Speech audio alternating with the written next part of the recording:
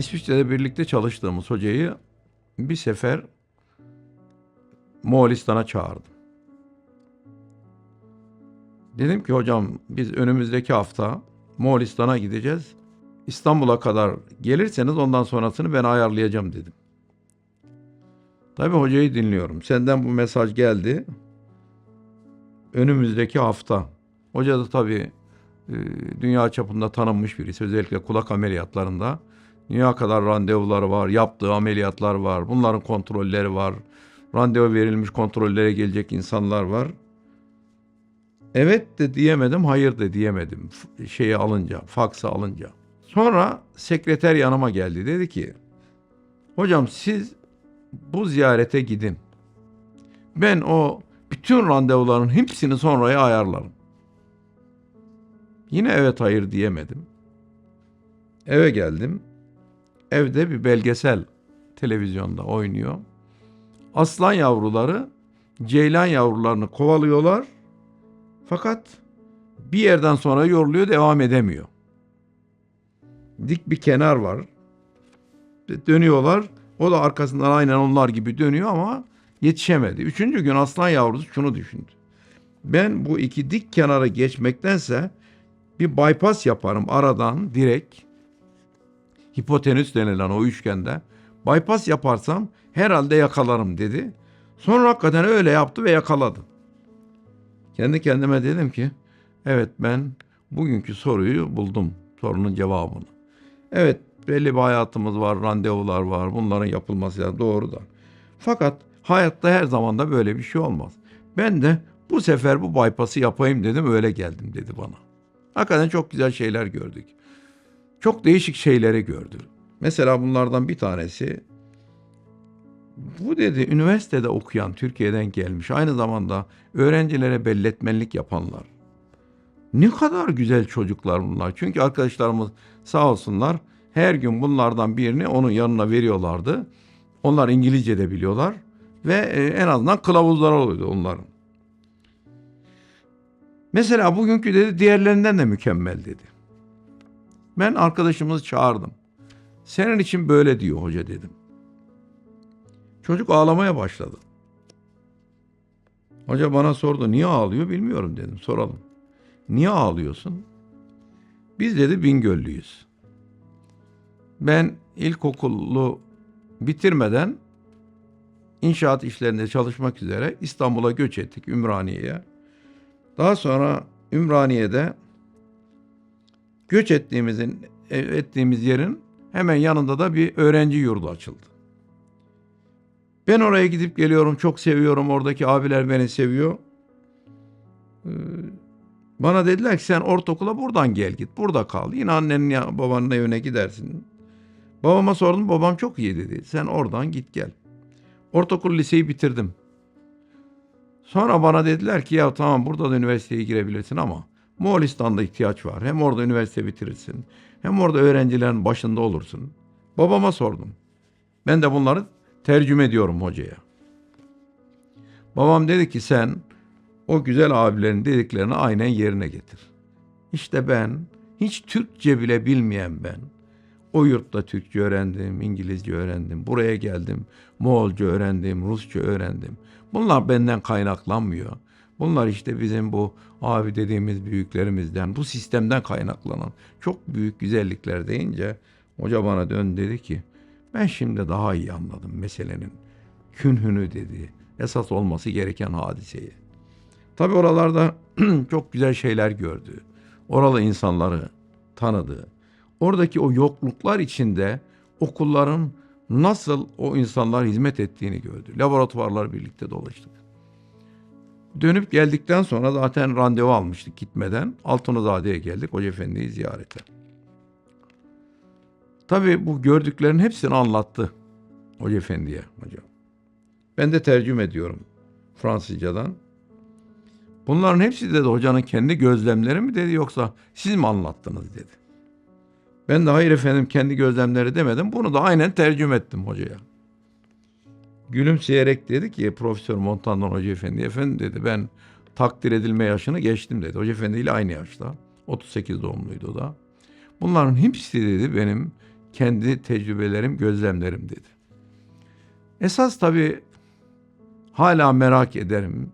Sonra da aklıma gelmedi. Kaç defa beraber olduk. Asansörden inip giderken bana dedi ki, sen hiç tercüme etmeseydin de dedi. Hoca Efendi'nin söylediklerinin hepsini ben anladım.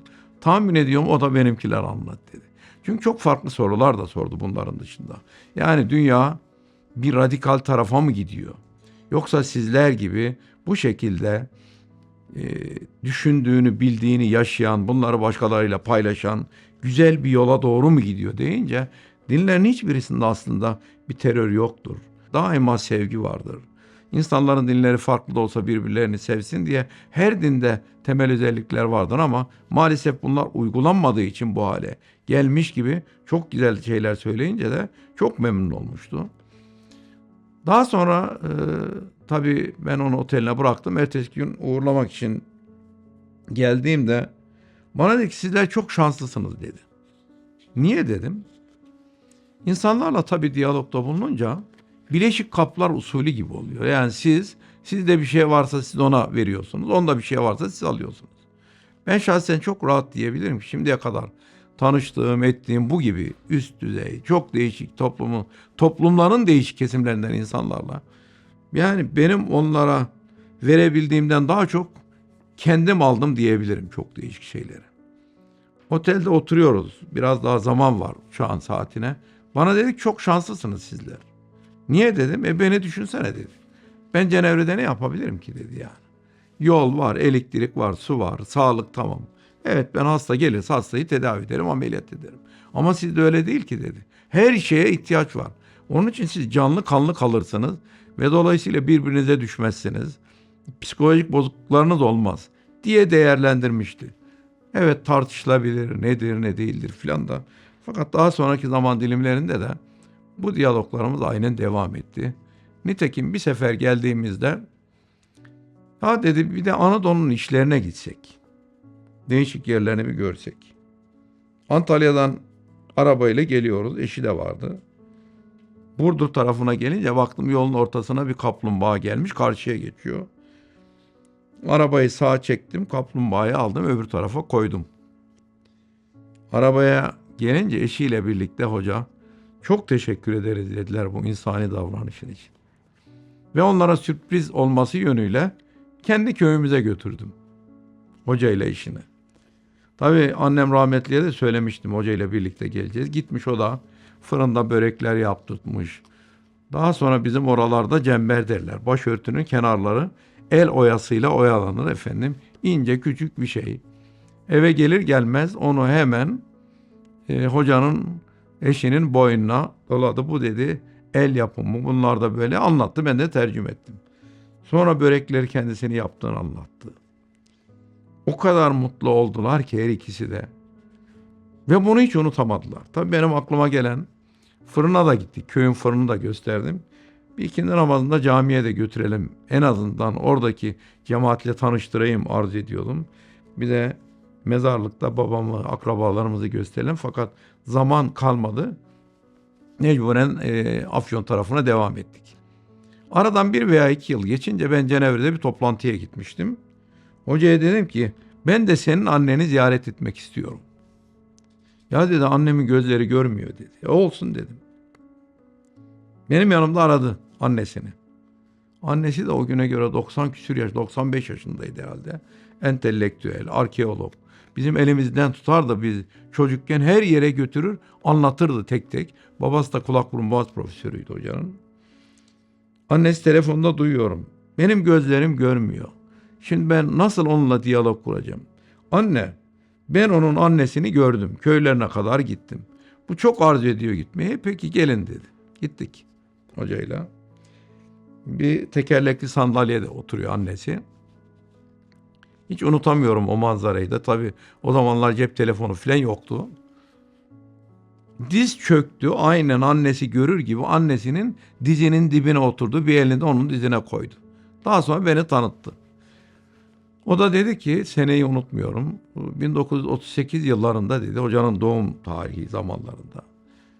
Babanla dedi İstanbul'a gitmiştik. Boğaz'da yemek yemiştik falan. Onlara anlattı değişik şeylerini.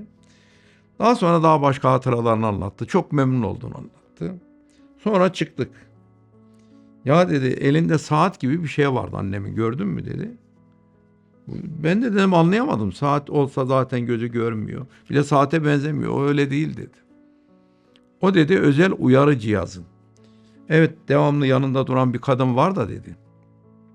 Fakat yanlışlıkla kadın herhangi bir şey almaya gittiğinde eğer düşerse dedi, otomatik olarak o dedi ilgili yere bağlanıyor. 7 dakikada insanlar geliyor buraya dedi. O zaman görmüştüm onu da. Sonra işte bu diyaloglar bizim hala devam edip gidiyor. Bunun için de diyalog bir yerde sadece tanışma, fotoğraf çektirme anlamına gelmemeli. Evet, bunlar olur da. Fakat bunu uygun usul üsluplarla devam ettirme, rahatsız etmeden devam et. O zaman aileden bireyler gibi oluyor o insanlar da. Onlar da sizi böyle görüyor ve sonra da devam edilip gidiyor bunlar.